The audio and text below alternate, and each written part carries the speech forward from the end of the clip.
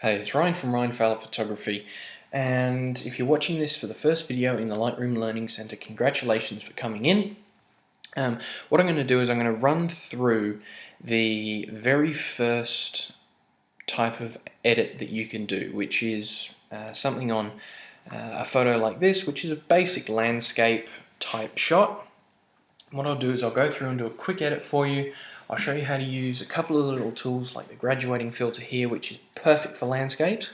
So I will show you how to do that through the process that I normally take.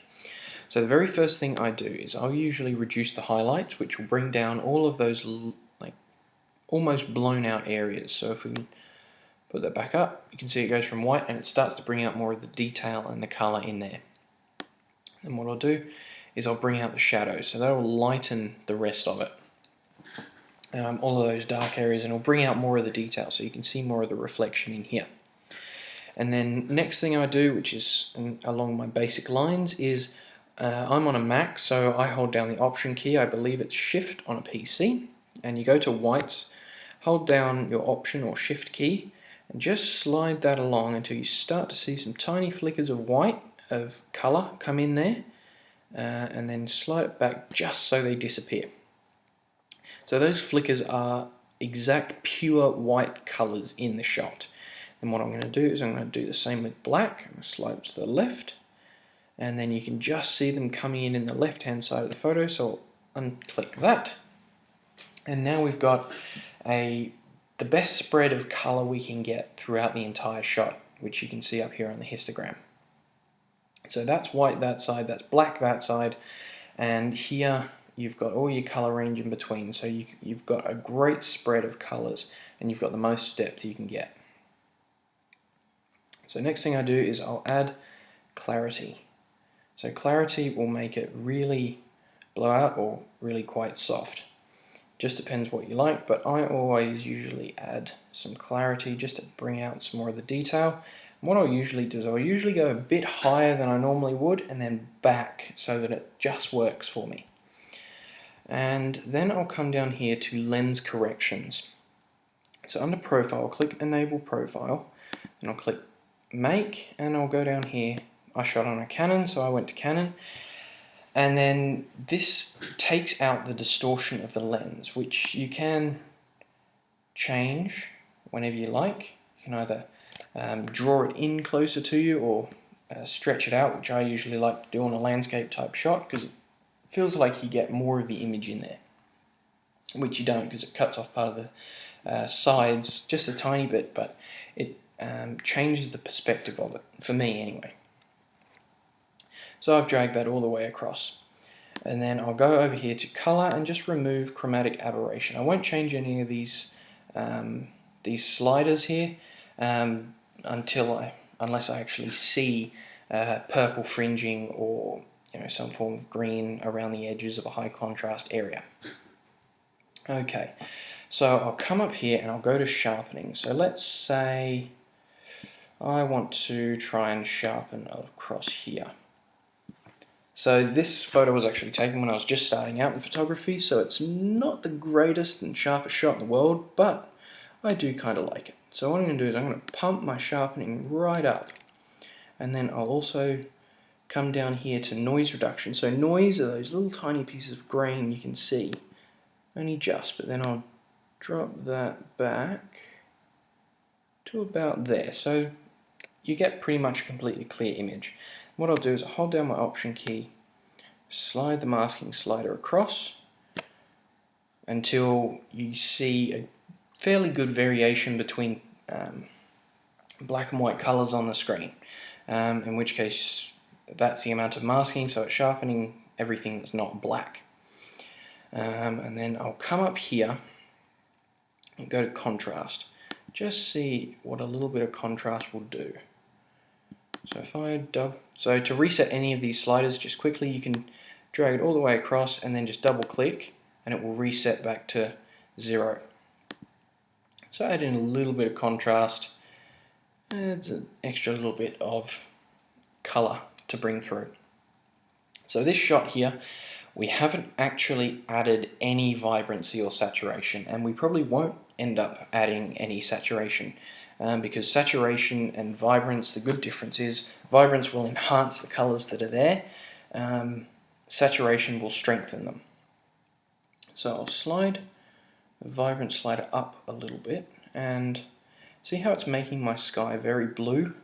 I don't really want that, so add it to about there. And although it does have this little bit of blue, I'm going to go into the graduating filter tool here, double click the effect tab just to make sure all of these settings are reset to 0. And what I'll do is I'll click and drag down from the top, stop about there, and then what I'll do is I'll reduce the exposure in the sky just a tiny bit, probably a bit much, there we go. And because it's still blue there, I'll add a warmer temperature to that top half that's being covered by the gradient filter. So if I hover over the little button in the middle, you can see that its strength is mainly in this section here, which is what I want. So I like that. It's not overly blue there, and it's got a nice warm tone taken at sunrise, which I want. What I may do is just add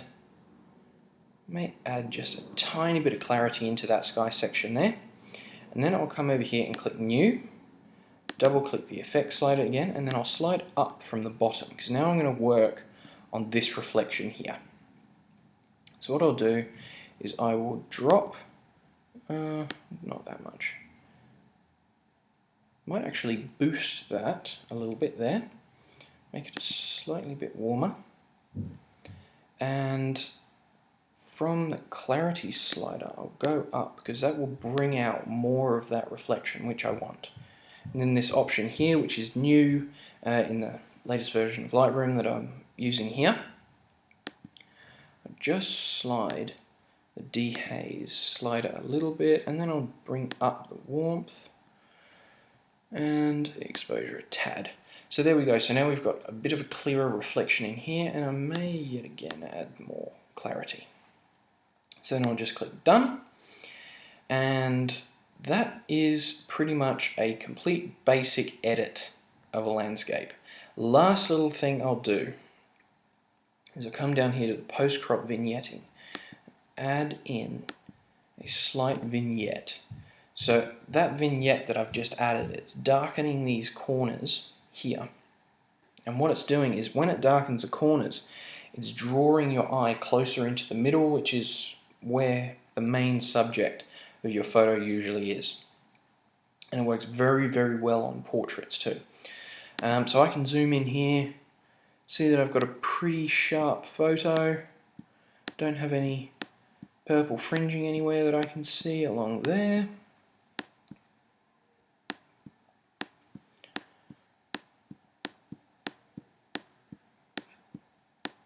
Photo looks pretty clear, so I can't see any purple fringing in there, which I like. I'm happy with that. So that would be a good final image that I'd be ready to export and click and present on social media, or share it, or something like that, show other people, because it's got some nice colors, and personally I'm a fan of the photo.